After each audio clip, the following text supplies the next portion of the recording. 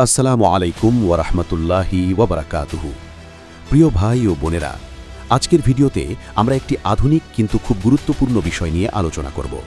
আর সেই বিষয়টি হলো সেক্স ডল ব্যবহার করা কি ইসলামে জায়েজ নাকি হারাম।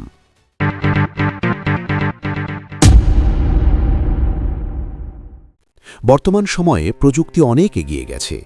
বাজারে এখন এমন অনেক কৃত্রিম পুতুল তৈরি হয়েছে যেগুলো মানুষের মতো দেখতে, এবং অনেকেই এগুলোকে যৌন তৃপ্তির জন্য ব্যবহার করে।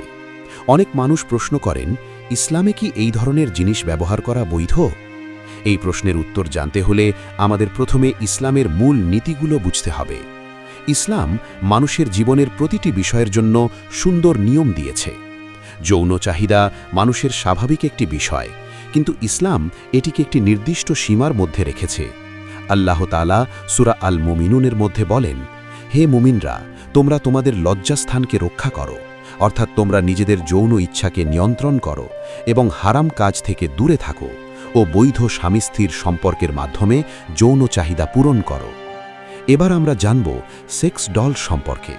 সেক্স ডল কি ও এটা কিভাবে কাজ করে।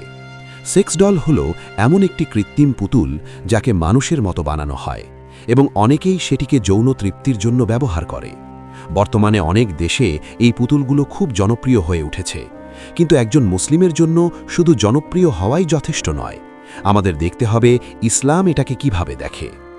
নাম্বার 1, ইসলাম মানুষের যৌন জীবনকে স্বাভাবিক ও পবিত্র রাখতে চায়। বৈধ বিয়ের মাধ্যমে স্বামী স্ত্রীর সম্পর্কই হল ইসলামে অনুমোদিত পথ, কিন্তু একটি কৃত্রিম পুতুলের সাথে যৌন আচরণ করা মানুষের স্বাভাবিক জীবনের অংশ নয়। তাই অনেক আলেম এটাকে অস্বাভাবিক এবং অনৈতিক কাজ হিসাবে দেখেন। নাম্বার 2, সেক্স ডল ব্যবহার করা মূলত হস্তমৈথুনের আরেকটি রূপ। আর ইসলামের অধিকাংশ ফাকিহের মতে হস্তমৈথুনও ভালো কাজ নয় এবং এটি থেকে দূরে থাকা উচিত, কারণ এটি মানুষের আত্মিক শক্তি দুর্বল করে এবং নৈতিক জীবনকে ক্ষতিগ্রস্ত করতে পারে।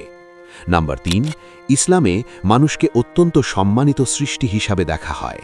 আল্লাহ মানুষকে সম্মান দিয়েছেন এবং তাকে পৃথিবীর শ্রেষ্ঠ সৃষ্টি বানিয়েছেন, কিন্তু মানুষের আকৃতির একটি পুতুলকে যৌন বস্তু হিসাবে ব্যবহার করা অনেক আলেমের মতে মানুষের মর্যাদার সাথে সামঞ্জস্যপূর্ণ নয়।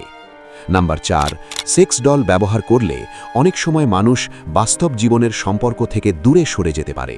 এতে মানুষের মনে অশ্লীল চিন্তা বাড়তে পারে এবং বিয়ের প্রতি আগ্রহ কমে যেতে পারে।